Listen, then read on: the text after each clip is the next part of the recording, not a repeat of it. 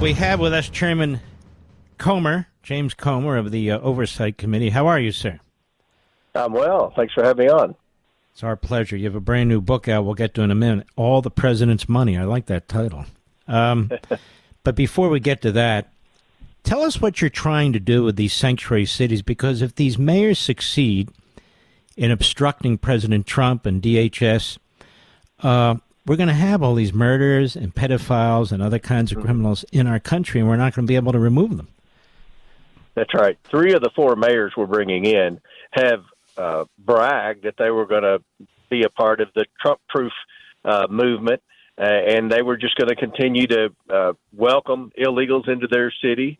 What we want to know in our investigation, and hopefully we'll learn during the hearing, was there coordination or collusion with the White House? Like, how did these illegals all end up in these sanctuary cities, and who's paying for their travel?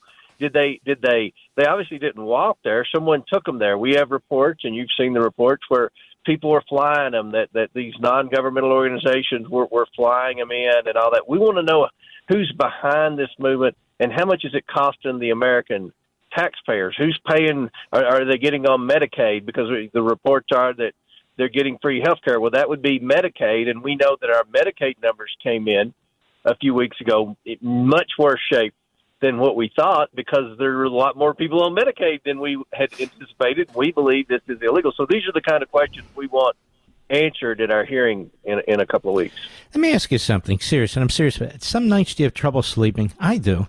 I think about we have an entire phalanx, millions of individuals who so hate this country. They work day and night to bring it down. They to bring illegal aliens in to destroy the Medicaid program, to destroy our hospitals, and a lot of these community hospitals are dying. To bring people in who commit these heinous crimes, and then you got to look across the aisle at some of these Democrats who really don't have a problem with it. I'm serious. Sometimes, do you have trouble sleeping? I do. Yeah, and I'm at ground zero because I have the squad on my committee, on my oversight committee, and the progressives and people like Jasmine Crockett that welcome these illegals with open arms. And it's not just that they welcome them here, even though they came to our country illegally, and even though many of them have criminal records or they don't know much about them or whatever. It's that they're paying for their basic services that hardworking, tax-paying men and women are having to pay for themselves. And it's just not fair. We don't have a full accounting of how many people are over here, and we have no idea where the money's coming from to pay for their travel and to pay for their health care. And you mentioned a drain on the hospitals. It's also a drain on the public schools, because some of them have been here. They've somehow gotten their kids here. They're enrolling them in the public schools. They can't, many of them speak English. They're having to get a special teacher to try to catch that illegal up. And these cities are allowing these kids in the school systems when we shouldn't allow them in if they're here illegally. And then you get this sort of affirmative subsidies where they're in major hotels in many of these cities, where they're getting credit cards, where they're getting culturally sensitive meals, and the people in the communities, many of whom are poor, they're not rich, that's for sure, and many of whom are minorities, they're going, what the hell is this? We don't get this kind of treatment. Why are you doing it with illegal aliens? So really, this is why the New York Post had a piece that minorities in New York City are praising what Trump is doing. Right. And we're going to have Mayor Adams. And when I said 3 of the 4 mayors, the one mayor that I think is supportive of what President Trump's doing is Mayor Adams. And I think that's one reason he found himself in a weaponized judiciary, because he spoke out and said the obvious, that the city can't continue to pay for basic services for these illegals, and it's coming at an expense to the hardworking, tax-paying residents of New York City. Crimes increased, and it's just out of control. So I think when the American people realize how much money has been involved in this, and then another thing, you think about Joe Biden and the liberal media tried to say, the only way to secure the border was to pass Langford's amnesty bill in the Senate. Well, Trump proved that wrong. He secured the border. You just had to have a president willing to do it, to allow the Border Patrol to do their job and the military to do their job. Well, what else have they lied about? I think they've lied about who was paying. Everything. for all of this. So hopefully we can get some answers to the American people in this hearing. How are you getting these mayors? Are you having to subpoena them? Are they resisting? What's going on there? I will subpoena them if they don't go. We've offered to be nice and invited them. A couple have confirmed that they will be there.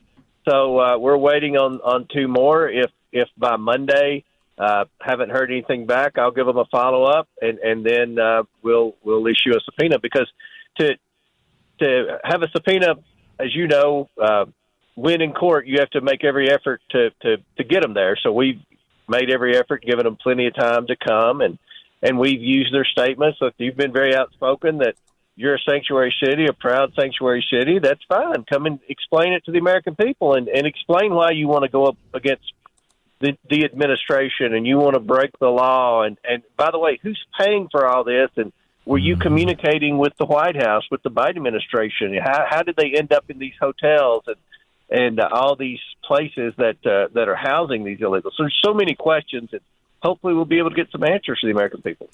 But the problem is you've got these, as you point, these radical Democrats on your committee, and all they do is they bomb throw, they try to deflect, they create static.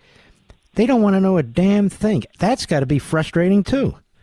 Oh, it's so frustrating. But the best news that's happened to me in a long time is Jamie Raskin, who I've said repeatedly is the most dishonest member that's ever served in Congress.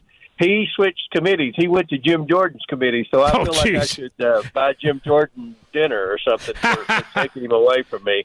So I've got a new ranking member by the name of Jerry Conley, and another loser, but still. Yeah, well, he and I don't agree on anything, but he's not Raskin. As obnoxious as Raskin. So, but we have the squad. They put Rashida Tlaib and Presley back on the committee. So we'll have a lot of people. But if they want to defend on national television these sanctuary cities and tax dollars being rerouted to those, then I don't think that's a good issue for the Democrat Party. Mm-hmm. How do you feel in the House? The Republicans, are they fairly united, and they understand that we're not going to have time for this intramural stuff anymore? I mean, he wants one or two big packages. We got to get it through, and we got to get it through fast. Do they understand that? I want to say yes, but we have a few. And I just got back from the Trump doral, and Trump spoke to us, and Vance spoke to us, and unfortunately, a couple of the people that are the biggest problems didn't even come to that. And we had that as a getaway to be able to work without the media being around, to try to come up with an agreement, a consensus on how much to cut, what to cut. And, we've just got a few members that are difficult to deal with. And I told the president, I told Stephen Miller, you all are going to have to crack the whip and say, this is what we want. And I think the Republicans in Congress will get the message and support the president. We're with Jamie Comer, the chairman of the House Oversight Committee, and you've got this terrific new book out, All the President's Money. You want to tell us about it? Yeah, it's a forensic accounting of all the money that the Biden family took in, who wired the money to them. It lists all the shell companies. I used to talk about when I would have press conferences that we would find another shell company, and it shows how the money was laundered to the shell companies, and that how 10 different Biden family members would receive incremental payments. It also goes into detail about the investigation. A lot of people have questions. Why didn't you do this? Why didn't you do that? Why wasn't he impeached? Why did you have a hearing versus a deposition? And it goes into details. It's pretty much every interview that I gave over the year and a half long investigation. I would go home and take notes and just wanted to give people the answers. When I would find something out, we would have a press conference, and unfortunately the media would write something totally opposite of what we would say in the press conference. And it goes into detail about that and how the dark money groups funded by the George Soroses and the Dan Goldmans of the world would funnel money in, and they would write the press releases. You saw that with Robert F. Kennedy. The media already had the headline up before he ever started testifying. That was what would happen with us. We would bring a Biden in for a deposition, and the media would already have a headline, deposition was a flop, Comer failed. So I feel vindicated by the pardons. I feel like everything in the book was validated, and I think that everyone who had an interest in that investigation and public corruption, I think they would enjoy the book. And I think it's a record. It's a record that can never be taken away. You know what I found? I do radio, I do TV, I do digital TV, and I write books. And I find what people remember, Mr. Chairman, are the books. They can go back to the books, they can page the books, they can cite the books. That's why this is such a very, very important journey that you take us on, an enterprise that you undertook. And so this is the chapter and verse, literally, of what you were doing and what took place, correct? It is. And, it was very difficult. We were facing obstruction from the President of the United States, the White House, the Biden legal team, which was led by Abby Lowell, who's the most expensive criminal defense attorney in America. No one ever said who was paying his legal bills, by the way. And we also faced obstruction and harassment from the mainstream media.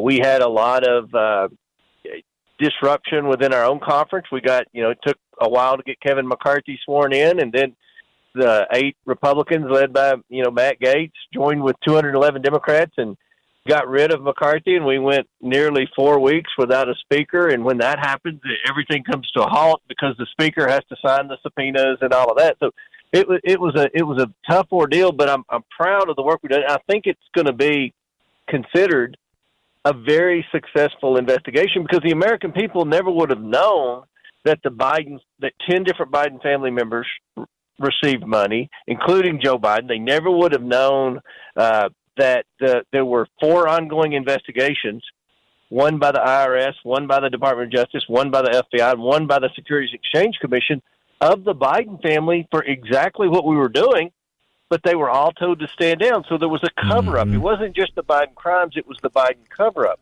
And it lists names of people that were involved in the cover-up, and I hope it's a blueprint for Kash Patel and Pam Bondi and the Trump administration to hold people accountable. I don't think that we should just walk away because Joe Biden admitted guilt and pardoned his entire family for everything that I said in the book they did.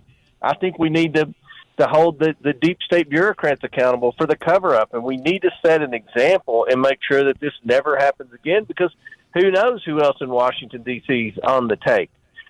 We also found that they had that 6 different banks were notifying the federal government that the Bidens were money laundering, that they were susceptible to bribes, that they didn't think this money coming from China was a real energy company. They felt like it was from what's called a state-owned entity in banking, which means it's from the country itself, from the Chinese Communist Party. And Bob Alinsky testified that it was a bribe. So it was just some very serious stuff. And like you said, I wrote the book because whenever I would go on Fox, and, I went on Hannity a lot, and 4-minute clip, and I would have about a minute and 15 seconds to try to explain a very complex financial scheme, and it was hard to do. But the book allowed me to do it, and it was therapy writing, and I hope everyone reads the book. And it's been a bestseller on the New York Times bestsellers list for 2 weeks in a row. Well, maybe we can help that a little bit. All the President's Money, get it at Amazon.com, any bookstore, but Amazon will get it right to you. You really ought to check it out, folks. You're not going to ever see anything like this. This is right from the horse's mouth here, the chairman himself. All the President's Money, Amazon.com. Mr. Producer, put it on all of our social platforms so anybody can just go there and link right to it. All right, Mr. Chairman, we'll be backing you here with this nonsense with these sanctuary mayors. God bless you, my friend. Thank you so much. All right, you take care of yourself.